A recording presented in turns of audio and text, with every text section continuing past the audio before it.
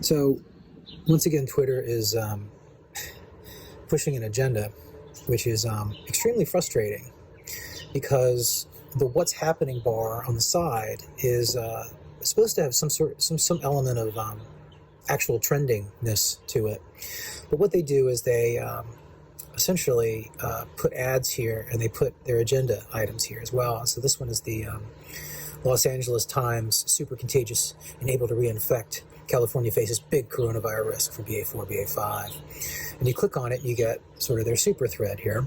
And it's led with this, eerie visual. What is that?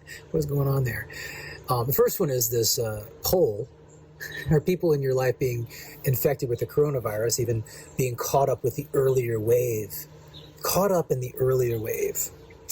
Somebody's trying to get a Peabody. And you can see here, there's not a lot of comments. There's not a lot of interaction. And this is the first thing you notice on a lot of these is that, when these narrative items are in the sidebar, that oftentimes, I would say the majority of the time, you click on them and they're a ghost town. Whether it's coronavirus stuff, which it is often, or you'll see some stuff that is like pop culture oriented, some starlet has done something stupid, and you click, and even then it's like very, very light engagement, very nothing. But here we lead off with a poll. Choice words: being caught up in the earlier wave. I didn't vote in this because I'm not an idiot. And you scroll on down and you start to get sort of the meat of it. And again, what they do is they started doing this a few years ago, where they'll sort of clip the article. They'll clip essentially the entire article, but they'll make like a multi-thread out of it, which I don't, in terms of actual engagement, I don't know how effective this is, because it seems to me that there's diminishing returns, right? You can sort of, quote clip and repost the article almost too much very quickly, and it becomes like, nobody's engaging on any one of them. Although I think see some value in doing this maybe a couple times. I do this, and I think I can see how it would be effective. But here, the crux of this is this LA Times article, and once again they're trying to pump up the fear. And the headline here, or at least the cap, is the latest developments. The latest development upending the pandemic landscape is the growing dominance of two subvariants, BA5, to a lesser degree BA4, that not only are ultra contagious, but have shown the ability to reinfect those who contracted earlier Omicron strains. Now, if you know anything about coronaviruses in general, how they worked prior to this hysteria, is that they do mutate very quickly. And, coronaviruses, we had, 4 or 5 of them in our menagerie of common cold viruses before this. And that was the reason why you catch the common cold so much and catch it multiple times throughout the year, is that, not only are you maybe going from rhinovirus to coronavirus, the coronaviruses mutate very quickly. And it was the main reason why we couldn't get a vaccine before for this, which everybody understood until everybody flipped out. So anyway, here they are pushing this this panic, and you can see immediately right here that they only have, a few likes. They only have 45 likes. This just isn't sidebar worthy. And then they go on, they do another cap here. When it comes, their superpower is in reinfection, says Peter Chin Hong, an infectious disease expert.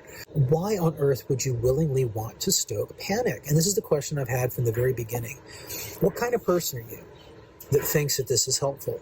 Again, you don't want to say, hey, it's all good. There's nothing to worry about. Go out and lick each other. Nobody's saying that. Nobody ever said that. But this is the polar opposite of that stupidity, and it's even more dangerous, in my opinion. It's these people that constantly push this fear, and it's picked up by these fear merchants, which our narrative legacy media has become. A lot of newer media too. It's if it bleeds, it leads. If it's full of dicks, it clicks. I don't know what the saying is, but this is full of dicks.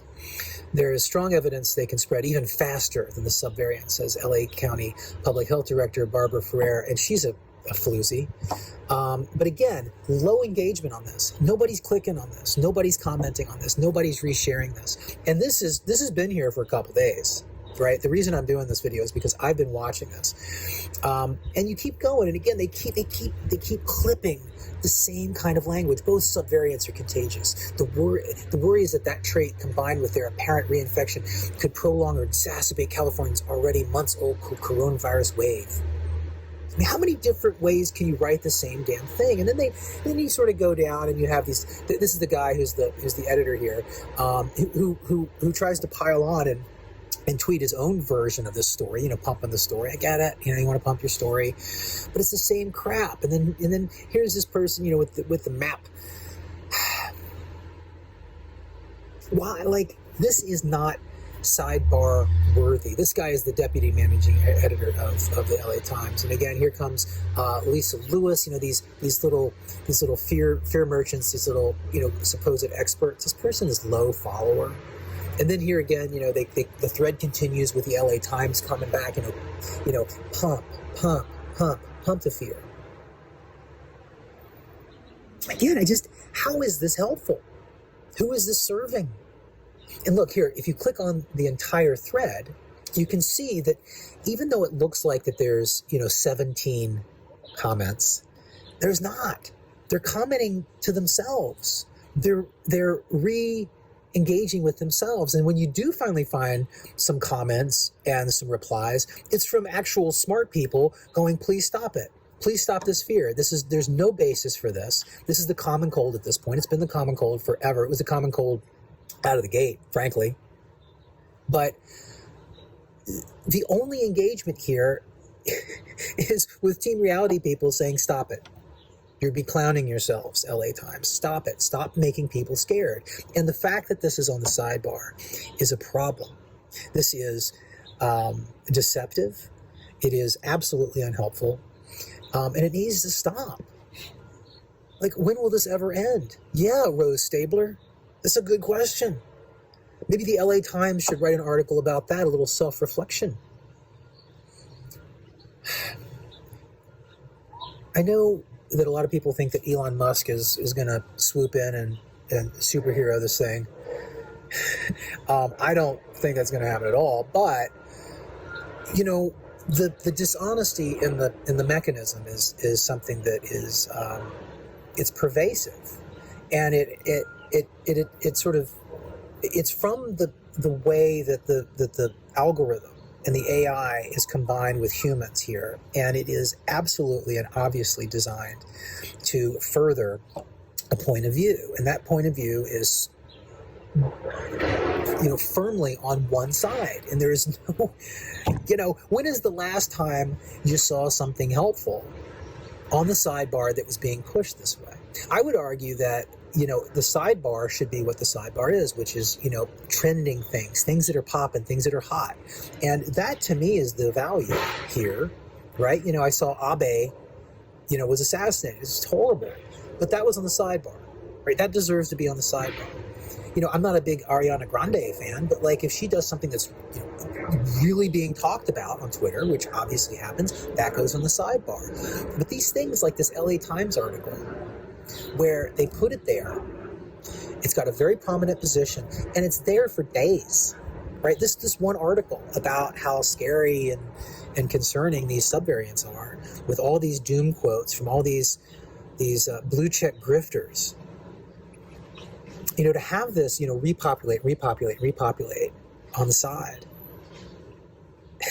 is insane. It is absolutely just disqualifying, and it's hilarious in a way that even on the third day that I'm seeing this, fourth day actually, it still has no engagement. There's people oh my God, stop it.